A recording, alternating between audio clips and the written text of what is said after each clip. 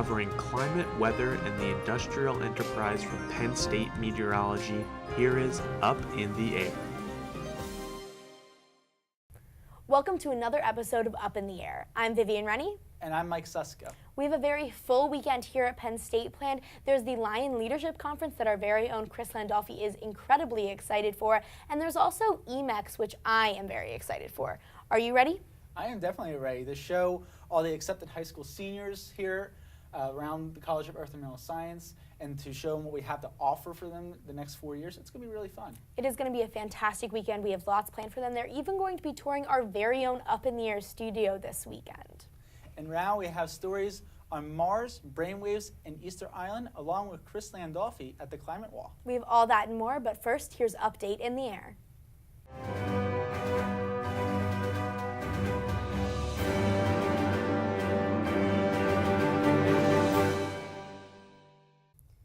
Winters in the United States have gotten significantly warmer in the past 30 years, and some of the coldest parts of the country have warmed up the most. In Minnesota, winters between 1989 and 2018 were an average of 3 degrees Fahrenheit warmer compared to a 20th century average baseline. The National Oceanic and Atmospheric Administration concluded that Florida's winters are only 1.4 degrees warmer on average.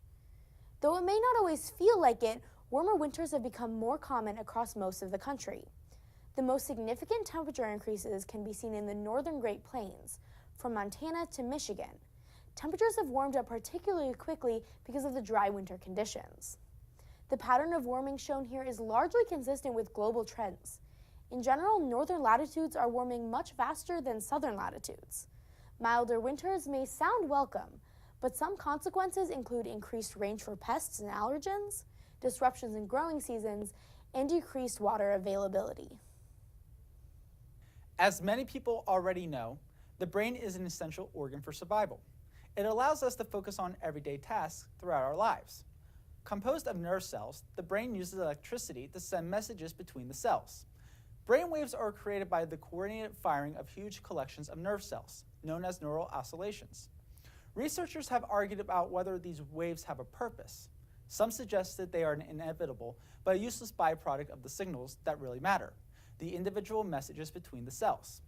This viewpoint says the waves are simply a consequence of neural behavior, nothing more. But a growing amount of evidence suggests the opposite. Brainwaves are a key to how the brain works. Neuroscientists believe that the brain oscillation route information in a way that allows the brain to choose which signals to focus on and which ones to ignore. As Robert Knight from the University of California, Berkeley states, we're handling a massive amount of information in sub-second intervals, and you have to have some way to shape it and to control it. Waves give the brain a way to tune out the extra information.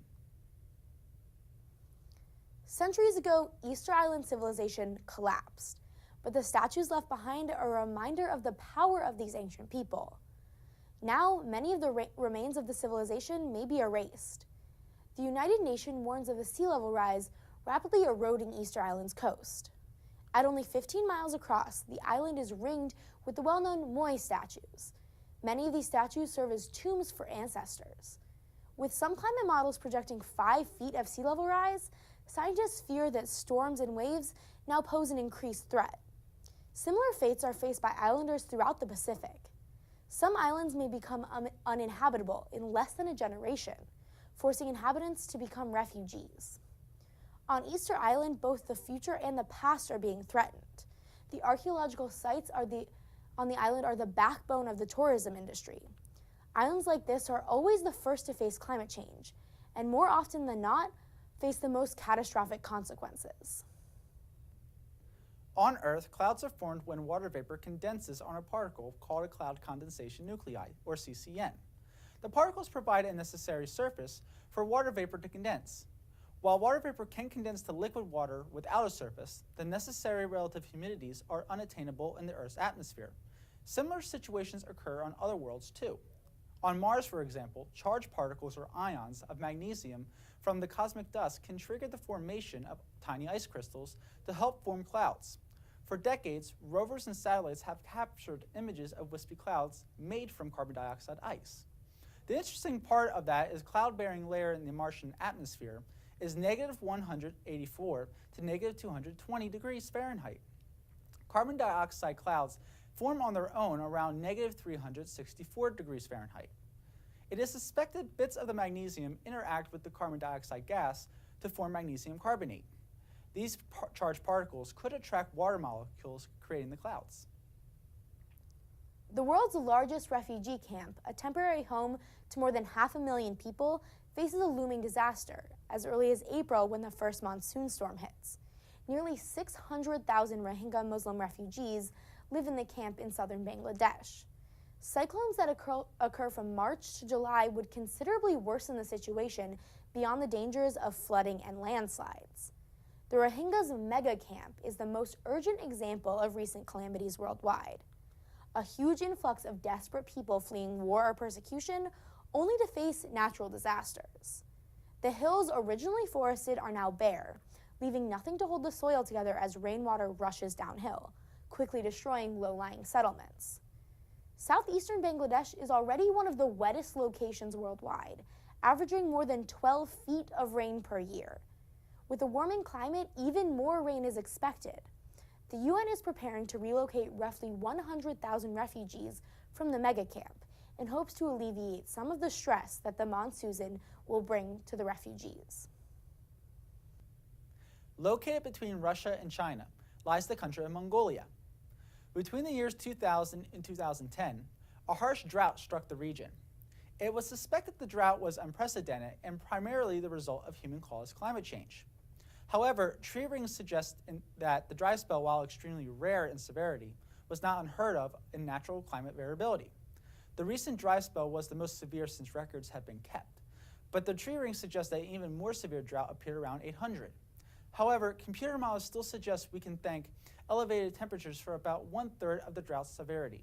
Those findings are persistent with other recent droughts in California and South Africa.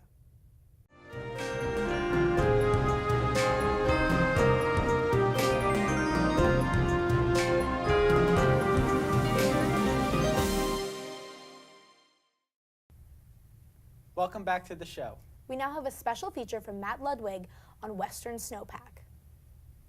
Snow. Many people, especially drivers, will tell you that it is a burden to deal with. But what many people do not realize is that snow has tremendous economic value. For example, according to the National Ski Area Association, in the winter of 2016 to 2017, an estimated 9.2 million people hit the slopes to ski or snowboard across the country, contributing to a multi-billion-dollar per year economy. However, there are impacts of the snowpack that are much more important. For example, much of California's summer water supply comes from the snow that falls during the winter months. However, this snowfall had decreased significantly, especially earlier this decade, leading to reservoirs reaching increasingly low levels, as this chart from Climate Central shows. Snowpack across the West has been generally below normal since the early 2000s, and annual snowfall over the Rocky Mountains has decreased by over 50% in many areas since the 1950s. But what is causing the lack of snow in California? Part of that answer is warmer temperatures caused by climate change, which means that precipitation is more likely to fall as rain. However, much of California had experienced severe drought conditions over the past couple of years, so what is causing the lack of rain and snow? Most of California's rain comes from atmospheric rivers, such as this early season example that affected British Columbia in the fall of 2014, which are streams of moisture that extend from the tropics to the mid-latitudes, and responsible for a large part of the West Coast's annual rainfall. However, more and more of these atmospheric rivers are missing their West Coast target and flowing up into the Arctic. Now, while California's mountains have seen more than average snowfall the past couple of years, many more years of well above average snowfall will be needed to completely erase the drought. For Up in the Air, I'm Matt Ludwig.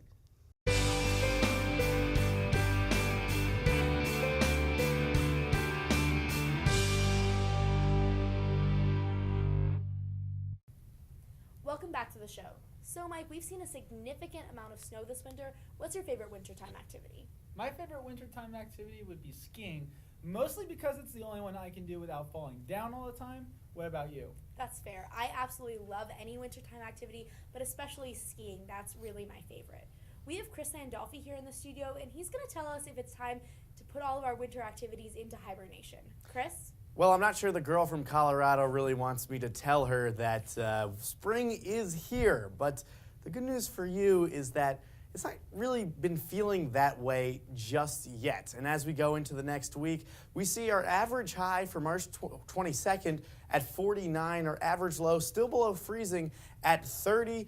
82 was the record set back in 1938, and 9 was the record low set back in 1986. Now, as we enter the period March 27th to, we're getting into April now, April 2nd, it'll be below normal throughout much of the Rockies, including eastern Montana, the western Dakotas, and northern Wyoming. That's where the chill is really going to be centered, but most of the Rockies will see some below normal, above normal along the west coast, including Portland, Oregon, San Francisco, as well as Los Angeles. Then the above normal is mostly centered around the Gulf Coast, including Tallahassee, New Orleans. Atlanta is also getting in on those above normal conditions there. Then closer to home, bit of northeastern Pennsylvania could see temperatures slightly below normal, but most of that chill will be centered around New England and in parts of upstate New York and northern New Jersey, including the city of New York City. Precipitation outlook, we'll see below normal precipitation throughout the west coast, including Seattle, Portland once again, as well as Southern California. That'll be important as we go into the drought monitor, where we'll see that some drought is starting to form down in Southern California. Precipitation outlook above normal in parts of eastern Texas, really centered along eastern Texas and western Louisiana, but above normal conditions for precipitation will persist into Colorado, as well as stretching north along the Mississippi River and south along that same river. Then closer to home, we'll also see above normal precipitation throughout Pennsylvania, stretching into New England as far north as western Maine. Then for your drought monitor, our current conditions, really that center of that drought is in the southwestern U.S., including northern New Mexico, northeast Arizona, as well as the panhandle of Oklahoma. That's where we've seen persistent drought throughout the past couple of months now. We're working on that, and that is an exceptional drought there. But we see in Southern California really starting to get in on some red colors down there, so that is something that we will continue to monitor. Along the Mississippi River, no drought to speak of there, but parts of the southeast are starting to get in on the drought, including eastern Georgia and the Carolinas. But closer to home, we see there's not a drought to speak of in all of New England or New York or Pennsylvania. That drought, their abnormally dry conditions start right at the Mason-Dixon line. Then for our snowpack, we're getting into spring. There still is some snowpack out there, however. Still a significant snowpack in parts of the Sierra Nevadas. That's important for that drought in Southern California. As that snowpack melts, it does provide water to them. Cascades are still seeing decent snowpack, as well as the Rockies out west and parts of the north central United States, including North and South Dakota. Snow depth throughout the southern U.S. as well as parts of the Midwest. Not very impressive. However, we did have a storm come through this week, and we will see maybe a little snow depth as we go through, although that will be quickly melting as temperatures will be into the 40s. The most snow depth, though, however, throughout the U.S., really still into parts of New England, including Vermont and New Hampshire, as well as upstate New York and into Maine. They did see some significant nor'easters during the month of March, and a lot of that snow still not melting up there. Now, your weekend forecast looks like we do have a chance of snow coming late Saturday night with a high of 42 degrees. Then for your Sunday, mostly cloudy skies. That snow will be ending by the early morning, and 44 degrees is your high. So we will be staying below average for this weekend, and we're not exactly getting into what you would imagine spring to feel like, because we do have snow in the forecast, but I promise the spring conditions will be here soon, Mike and Vivian. Thank you, Chris, and I'm glad the spring conditions are going to be on the way very soon, because even though I like skiing, I'm ready for the switch to spring. Even though I'm from Colorado, I'm also ready to retire my coat for this season. That's all we have for this week of Up in the Air. I'm Vivian Rennie. And I'm Mike Susko. We'll see you next week, Up in the Air.